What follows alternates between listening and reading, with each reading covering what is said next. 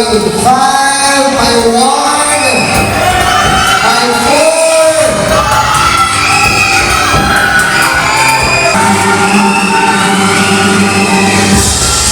Palakpakan muna natin ang Sangguniang Kabataan ng San Antonio for this event. Thank you so much, Yesha, for loving us. Really, thank you so much. Maraming salamat.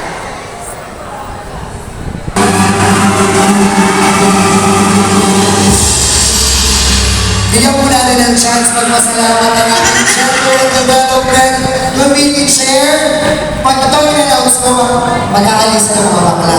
Ladies and gentlemen, palakpakan po ninyo your Queen of Saga 2023 and Queen of Paranaque 2023, Esquio Lily Burna!